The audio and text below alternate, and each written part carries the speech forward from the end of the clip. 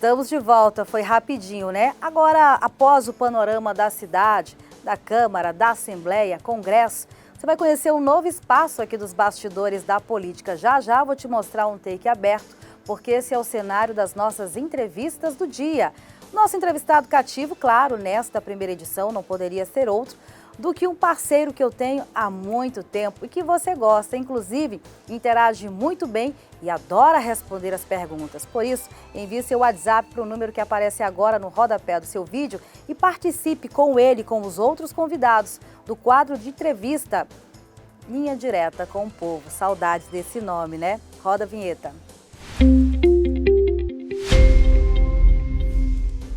Muito bem, diretor. Vinheta no ar novinha, cenário novo, mas os apresentadores desse quadro de bate-papo de perguntas e respostas são os mesmos. Luciano Castro, eu não poderia abrir a primeira edição do ano sem contar com a primeira entrevista sendo com o senhor, que na verdade foi o idealizador desse programa que já se chamou Linha Direta com Brasília, tem esse quadro especial que é o Linha Direta com o Povo e agora com o nome Bastidores da Política. Bem-vindo. É uma história longa, né, Mariângela? É uma história longa, muitos anos. Fico feliz de voltarmos aqui a conversar na TV, né? Agora na Rede TV. Isso. E ficamos muito felizes de poder ter os bastidores na política na TV, no rádio e na TV simultaneamente no mesmo horário. Exatamente. Entende? Inclusive agora o pessoal está ouvindo na rádio ao vivo, aqui gravando. E aí você quer ligar a TV, liga a TV e você vai ver os bastidores da política na TV. Ficamos muito felizes de poder aqui com a Rede TV, a gente levar esse nível de informação aos nossos telespectadores, não só ouvintes, né? Exatamente. Agora, o nome mudou, Bastidores da Política, gente, porque realmente a política roraimense ela tem ganhado um gás ao longo dos anos, mudou muita coisa no cenário político, as pessoas também mudaram a forma de pensar. Hoje, realmente, a população não é uma simples massa de manobra, como era 20, 30 anos atrás. Hoje, a população tem uma opinião formada, né? E aqui em Roraima é exemplo disso. Nós temos muita gente que é especialista no assunto, doutores da política, ciência da política pela Universidade Federal de Roraima. Então agora, de fato, nós temos muito assunto de bastidores para desenrolar aqui nesse quadro. É verdade. Bom, quero começar falando sobre essa transição. O senhor tem uma ampla experiência, um currículo invejável a título de parlamento. Já foi deputado federal por muito tempo. Conduziu a uma das mais importantes CPIs do Congresso Nacional, que foi a CPI da grilagem. Depois, infelizmente, não logrou êxito de estar no Congresso Nacional, mas continuou com cargos importantíssimos como secretário nacional do DENIT. E por onde o senhor passou, os teus sonhos sempre foram grandiosos para Roraima. Por exemplo, uma pendência que ficou no DENIT, mas que o senhor ainda almeja realizar aqui para Roraima, é aquela duplicação ali da ponte sobre o rio, a ponte dos Macuxis sobre o Rio Branco. Ô, Mariângela, foi bom você tocar em infraestrutura, porque essa semana mesmo eu fui para o Cantá, representar inclusive o governador na entrega do cartão do empreendedor, R$ 1.500 para cada empreendedor lá do município do Cantá.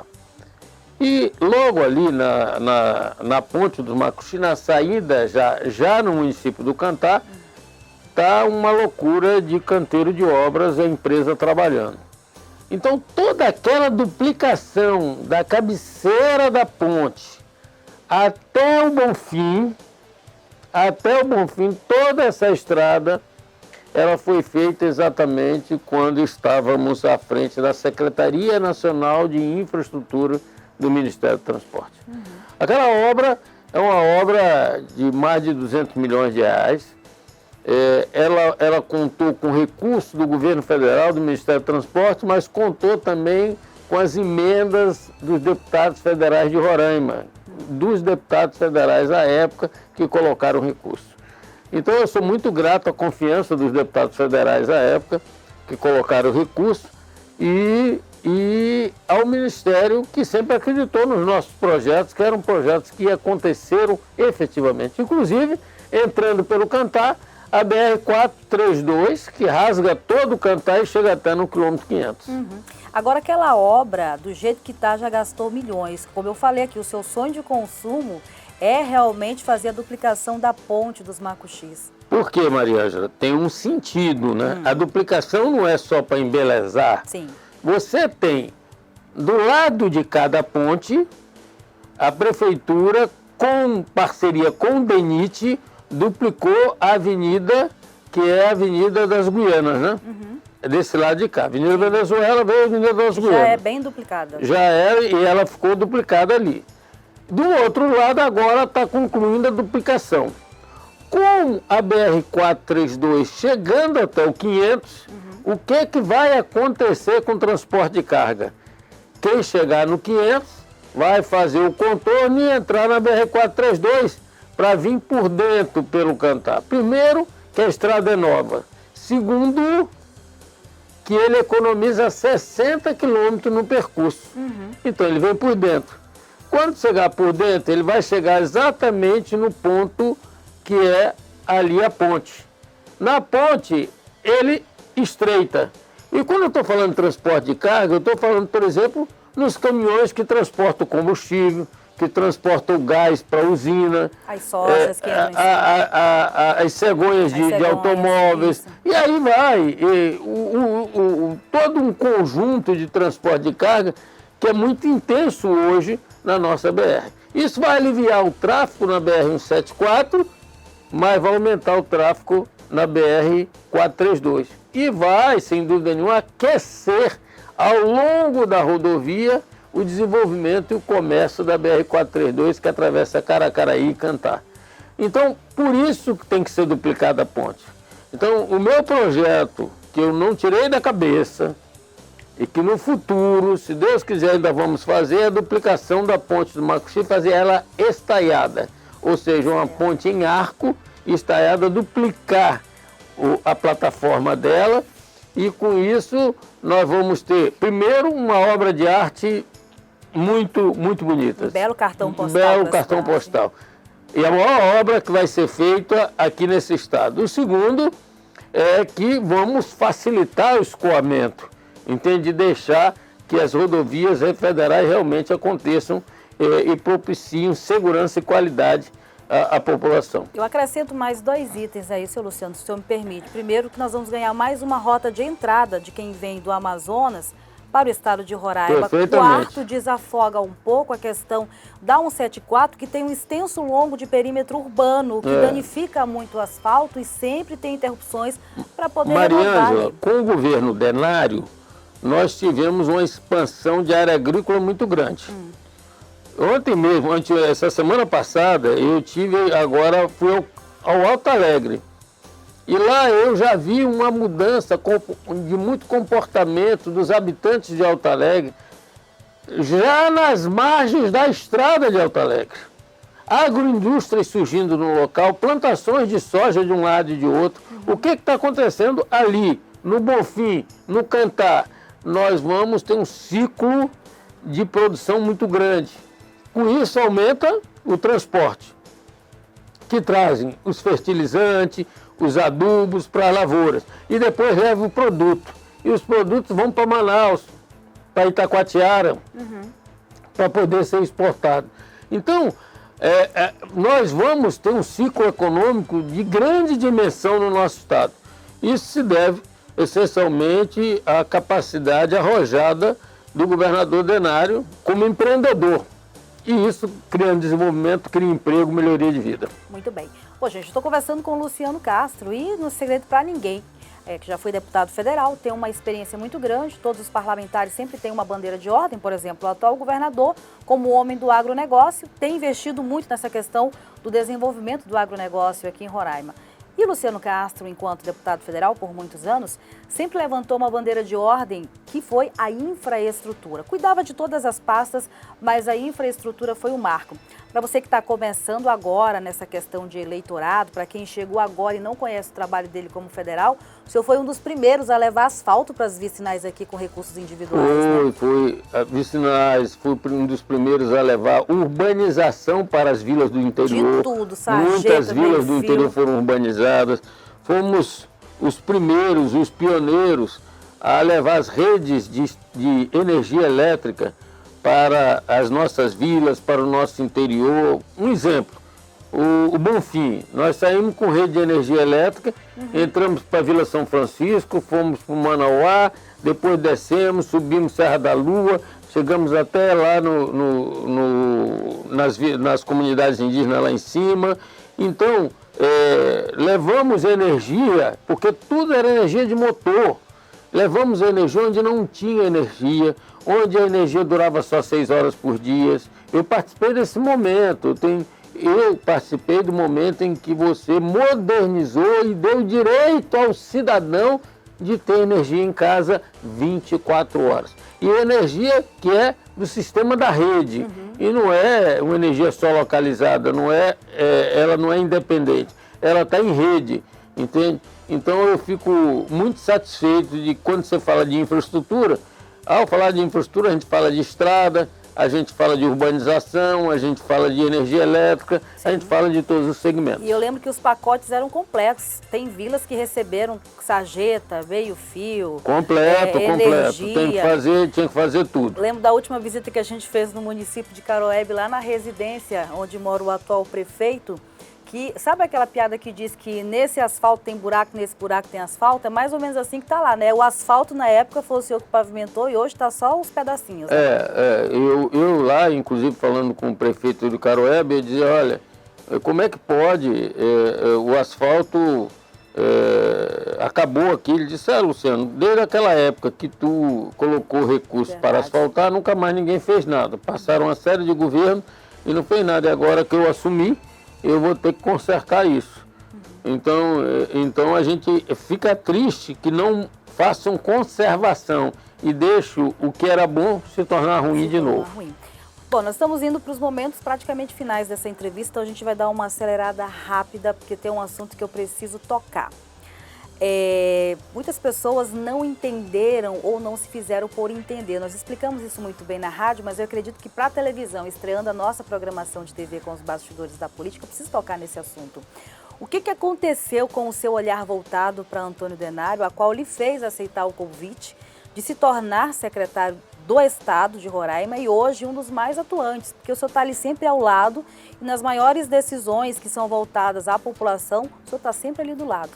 Veja bem, quando o governador Antônio Denário me convidou para vir para o governo, o objetivo, ele me mostrou os resultados de governo. E os resultados operacionais. Ele pegou um governo realmente numa situação dramática.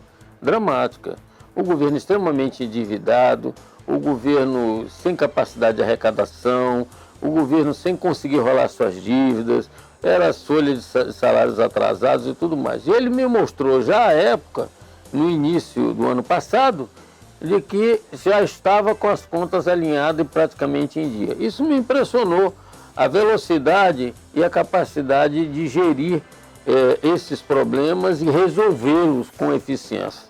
Então, eu fui para a Secretaria de Articulação, que no trabalho que nós fizemos, transformamos em Secretaria das Cidades. A Secretaria das Cidades, do Desenvolvimento Urbano e da Gestão de Convênios. A secretaria é muito mais ampla, a secretaria que vai dar uma outra dimensão ao tratamento das nossas cidades. Por quê, Mariângela? Porque as nossas cidades, que não são só Boa Vista, é a cidade de Rorainópolis, é a cidade de São Luís da Nauá, a cidade de Mucajaí, a cidade de Bonfim, todas essas nossas cidades, elas vêm crescendo.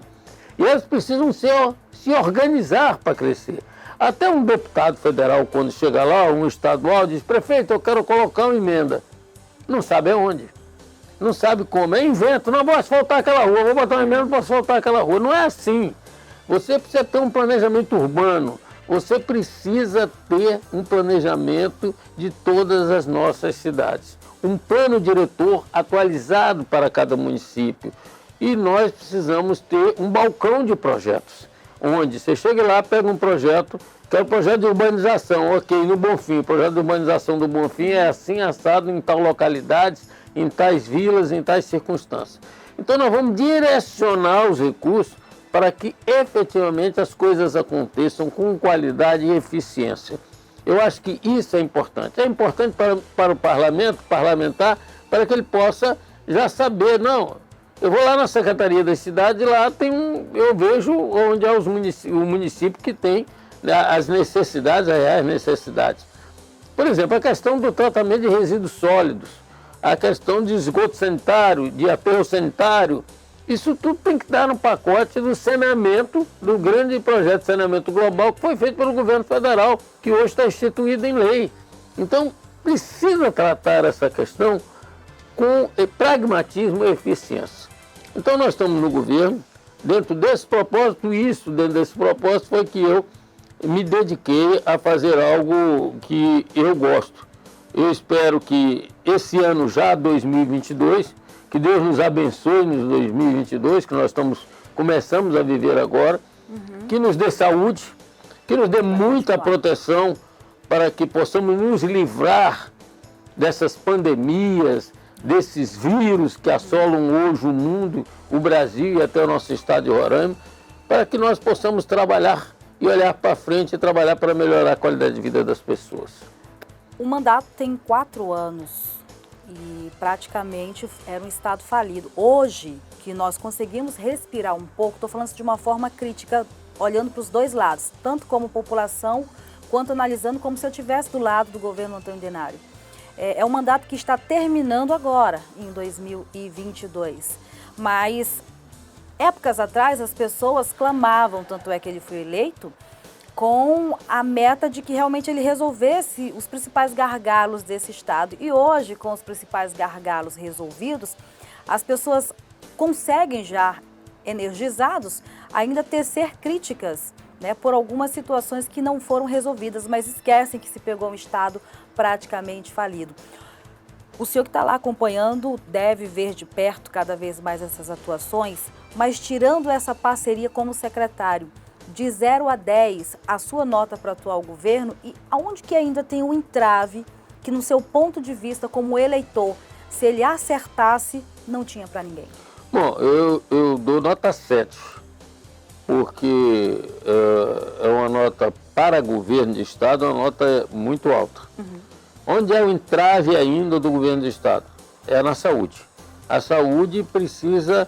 Ele está reestruturando a saúde. Ele pegou a saúde um caos, um drama, de anos, e de vícios, e de métodos que hoje não podem mais ser vivenciados, mas ele está colocando em ordem. Algumas pessoas dizem, ei, ele teve 10 secretários de saúde, pelo menos ele tentou acertar, né?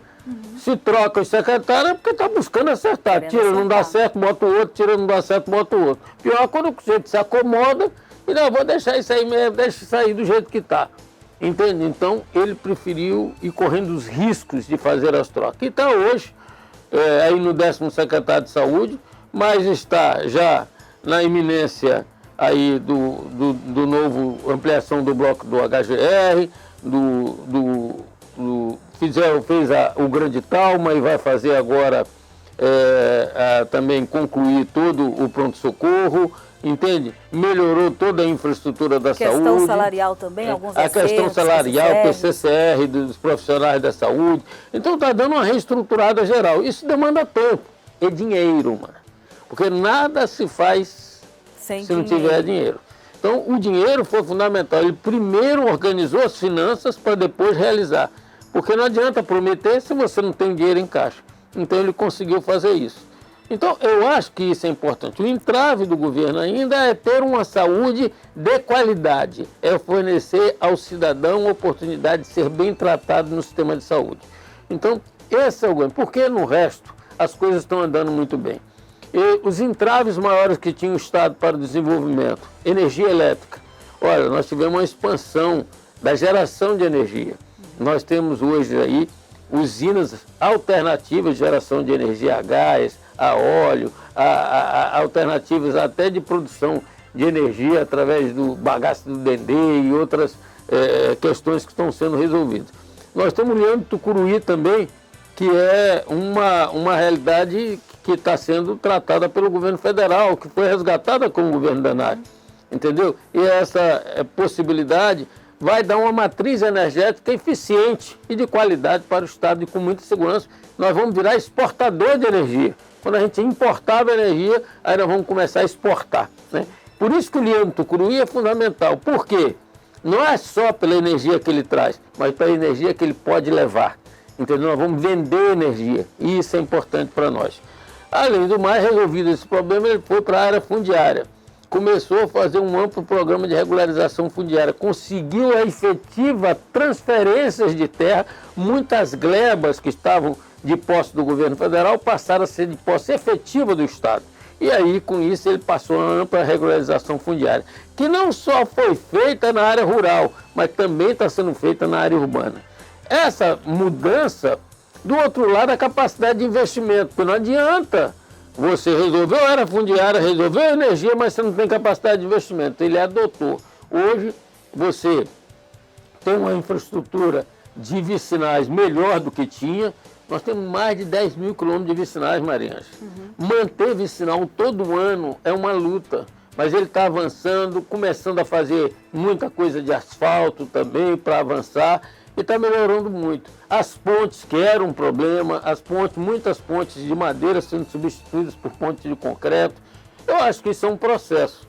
Eu acho que ele tem essa determinação e vontade. Associado a tudo isso, adotou um forte programa social, né?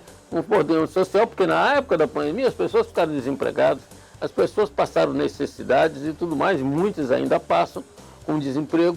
Então, o programa primeiro de suplementação alimentar, segurança alimentar, onde a cesta da família tem sido um programa de vanguarda e com muita... Foram 350 mil cestas só em 2021, entende? Então, um programa de vanguarda. O auxílio empreendedor é dar R$ 1.500 para cada pequeno empreendedor. Esse dinheirinho ajudou muita gente a se recuperar e a se organizar. Também o programa Minha Casa Melhor, melhorar um pouco a moradia daqueles que mais precisam. Um programa ainda pequeno, tímido, mas que começou e que pode se tornar grande no futuro.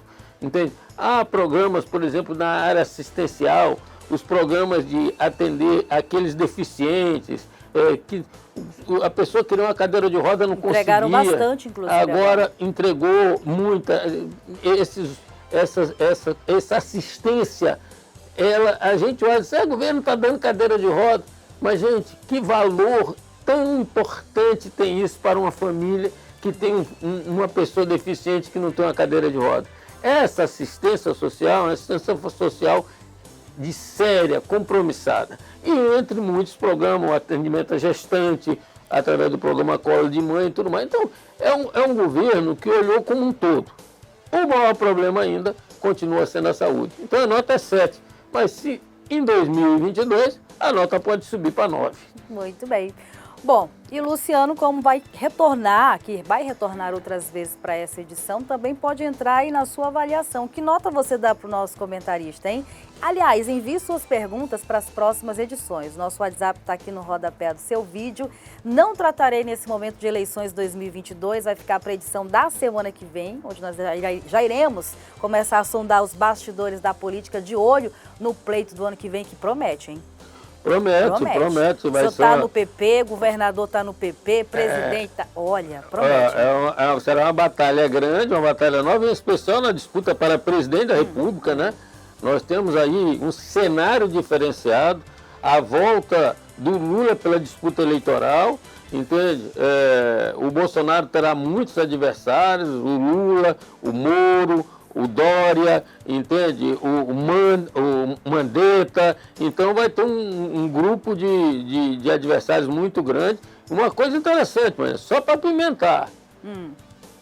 Para a disputa eleitoral da presidência da República, a direita e a centro-direita se dividiram, cada um querendo pegar um pedaço, mas a esquerda não se dividiu. Presta atenção nisso, porque isso pode significar uma mudança de rumo eleitoral no ano que vem. Cenas para os próximos capítulos. Na próxima entrevista que ele vier aqui, nós vamos tocar no assunto das eleições 2022. Ele vai explicar direitinho esse negócio de centro, direita, do centrão, da ponta, da esquerda, porque isso dá um nó na cabeça do povo e, de fato, vai pegar fogo as eleições para 2022, a nível de Brasil e a nível de Roraima. Você já sabe nos bastidores da política. Gente, olha, muito obrigada por essa oportunidade aqui nessa entrevista do dia. E o senhor também, por essa primeira entrevista. E as eleições desse ano, de 2022, elas serão contadas nos bastidores da política. Serão né? contadas. A anteceder as eleições, no decorrer das eleições e depois com o resultado das eleições. Eita. Os bastidores da política exatamente é para vivenciar e levar a população a participar de todos esses momentos. Estamos igual o governo Denat. Trabalho tem aqui, viu, gente? Tem muita coisa para se fazer em 2022. Contamos com vocês.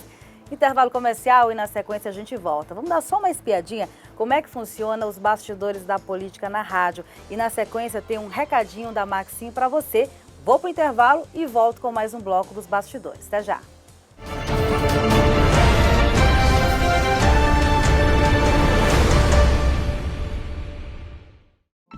Gente, agora eu quero falar para você sobre uma oportunidade que pessoas de mais de 50 cidades do Brasil já conhecem. É a Maxim Serviços e Entregas, uma empresa internacional presente em mais de 20 países e agora aqui em Boa Vista.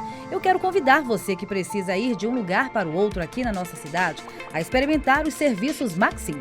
A Maxim já possui mais de 2.000 motoristas cadastrados para te atender com carros extremamente confortáveis.